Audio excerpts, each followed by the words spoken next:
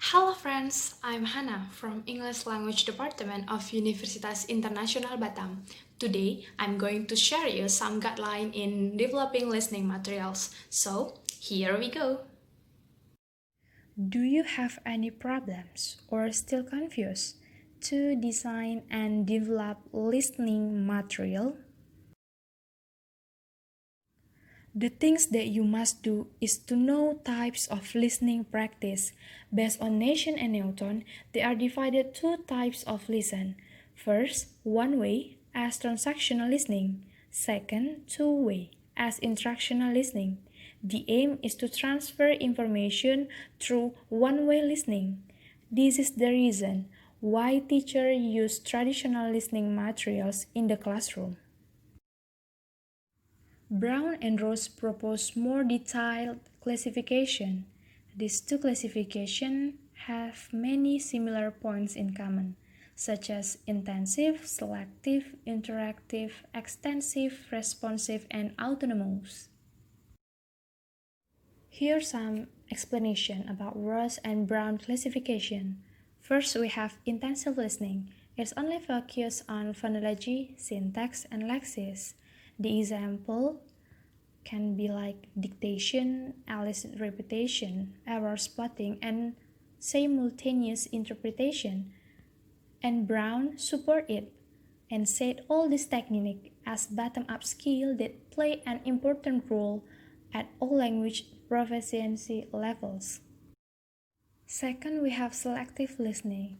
It's like scanning the audio materials selectively to gather certain information. For example, like learners have to pay attention about the audio and then they have to write down people names, dates, certain facts, and even location, situation, context, or even main ideas or conclusion about the audio itself.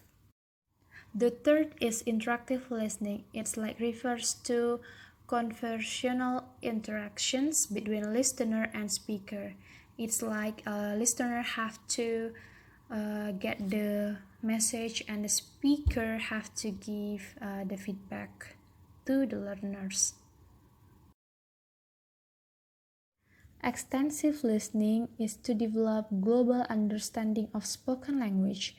Extensive listening here as meaning focused listening activities for an extended period of time, so learners are expected to reach full comprehension during extensive listening by listening to movies, listening to radio program, watching podcast, video on demand multicasting technology, listening to music or song, and also listening to interviews and lectures and can be the others.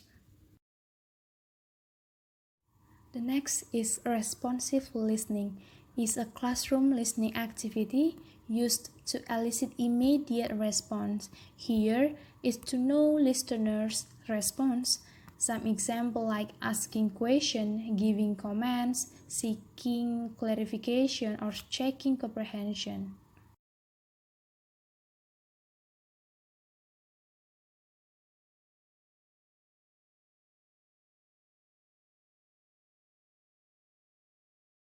The last is autonomous listening, refers to independent and self-directed listening in which the teacher plays no role. So here the student's part. All aspects of listening are decided by students itself. So next, in listening process, divided two types. First is bottom up, is used to combine increasingly larger units of meaning. In this part, typically focus on sounds, words, intonation, grammatical structures, and other components of spoken language. Second is top-down, processing moves from the whole to the parts. This has happened when listeners bring their background knowledge and their rhetorical schemata to the text. This typical like processing is used to predict the content of the message itself. Remember this note. Ignoring the details and focusing on general issues can compensate for gaps in understanding. This is the key word that you have to remember. Last characteristic of effective listening materials: always use authentic materials and listening activity types. Why use authentic materials? Because it's kind of material that interesting to learners to learn. Are there any video, movie, audio recording, drama, or poetry that may be interesting to learn? So for the conclusion is teacher have to involve the different types of listening activities to cover all learning styles and based on learners' interest. If like that, listening skill becomes more valuable in ESL and EFL. I think that's all for today. Thank you for watching and see you next time. Bye.